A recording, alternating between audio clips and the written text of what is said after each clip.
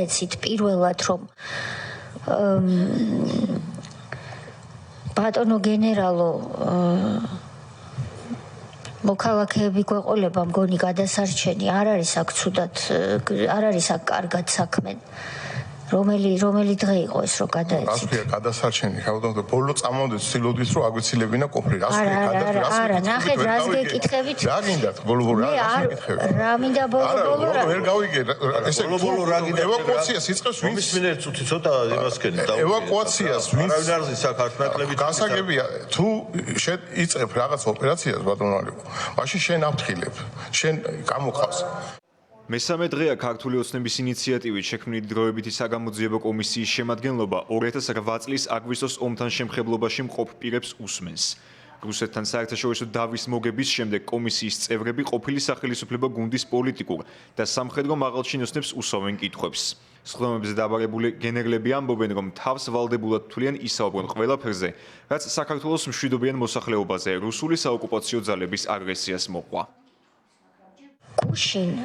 აი სალაპარაკო ენაზე ვიტყვი, მე ძალიან ბევრი რაღაც როგორც კომისიის თავმჯდომარემ გავატარე.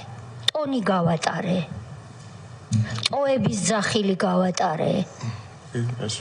ბევრი რაღაც გავატარე. კიდევ ერთხელ არ დავინახო, რომ თქვენ ტონს აუწიოთ. თუ მობძანდით მუნდირით, პატივიეცით მუნდირს პირველ რიგში. გისმენთ. გასაგებია? გისმენთ, მე დღეს მოსული ვარ.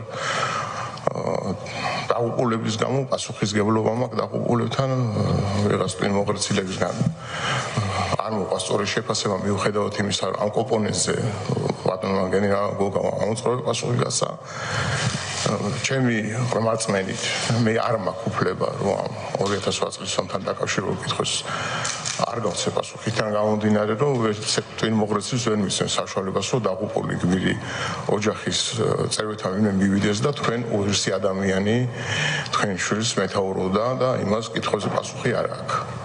შეერაღებული ძალების გაერთიანებულ შტაბში შემავალი სამშვიდობო ოპერაციების შტაბის ყოფილი უფროსის მამუკა ყურაშვილის განმარტებით, საქართველოსთან ომის პოლიტიკა 2008 წლის აგვისტოშიც და მანამდეც რუსეთმა აირჩია. ვიდრე გენერლები საქართველოს ტერიტორიაზე განხორციელებულ სამხედრო აგრესიაზე პასუხისგებლობას რუსეთს აკისრებენ კომისიის ხდომაზე დაბრუნებულთა ნაწილი ომის დაწყებას ყოფილი სახელისუფლებო გუნდის არასწორ პოლიტიკურ ნაბიჯებს უკავშირებს, ზოგიერთ შემთხვევაში დასავლეთის ფაქტორზეც საუბრობს. ცხინვალზე რატომ გაიხსნა სააკაშვილმა ცეცხლი? მე რუსეთის ელჩს ვთხოვ და ვეუბნები რომ ნიქოში ამოყვეს სასაფლაოზე, სადაც დიდხსებულება არის. იქ არის სასაფლაო, რომელსაც აქვს რკინის ჯებირი. და რკინის ჯებირზე იყო კაბატონთეა სრულკავრიანი ტყვიამქვევის მორტყმული, რომელსაც ჩანდა ტრაექტორია გამოსრულის რო ხედავდი, სამშვიდობო იყო. იქ ახლოში არის ძალიან და მინდოდა რომ ეს ფაქტი უშუალოდ ენახა. კონფლიქტი როგორც ესეთი ადამიანებს შორის, ხო? კონფლიქტი პოლიტიკოსებმა წარმოქმნეს მერე იქ. და მე მაგ პროცესში მონაწილე ვარ. და აი აქ არის 48 გვერდი. ევროკავშირის მისიიდან, რომელსაც ცხინვალში ჰქონდა თავისი ოფისი, იქ იყვნენ დისლოცირებულები იყვნენ ცხინვალში. და ეუთოს წარმომადგენლები ყოველდღიურად ამას ასე ვთქვათ ამ ანგარიშებს აკეთებდნენ და გვიგზავნიდნენ ჩვენ ყველა მხარეს უგზავნიდნენ. ამიტომ ჩვენ ყველაფერი ვიცოდით.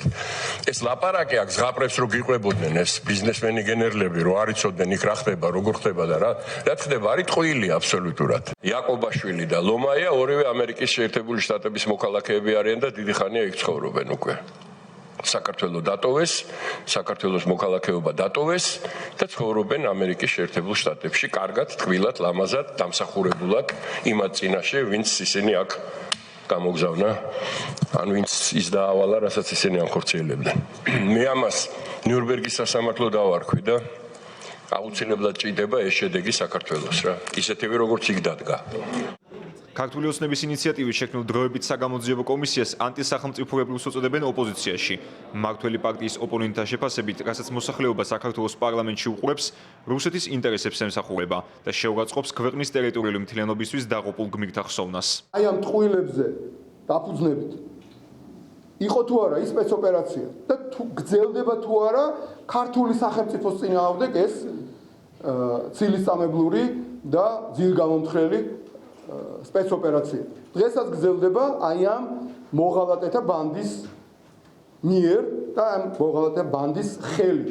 ამას აკეთებს პუტინი. ჩვენი პოზიცია არის ძალიან ნათელი, არანაირი თანამშრომლობა რუსულ კომისიასთან. ამიტომ ვინც არ უნდა დაიბარონ ჩვენი პოლიტიკური გაერთიანების წარმომადგენელი არავინ არ აპირებს რუსულ კომისიაში მისვლას და რუსული დავალების შესრულებაში მონაწილეობის მიღებას. დროებითი საგამოძიებო კომისიის თავმჯდომარე თითოეულ ხტომაზე საზოგადოებას ახსენებს, რომ გამოკითხვაზე მისვლაზე უარი სისხლის სამართლებრივი დანაშაულია. კონკრეტულად 2008 წლის რუსეთ-საქართველოს ომის საკითხზე გამოუცხადებლობის გამო თავდაცვის ყოფილი მინისტრის ირაკლი ოქროაშვილის წინააღმდეგ პროკურატურამ გამოძიება სისხლის სამართლის კოდექსის 359 მუხლით დაიწყო, რაც ჯარიმას ან 1 წლამდე თავისუფლების აღკვეთას ითვალისწინებს.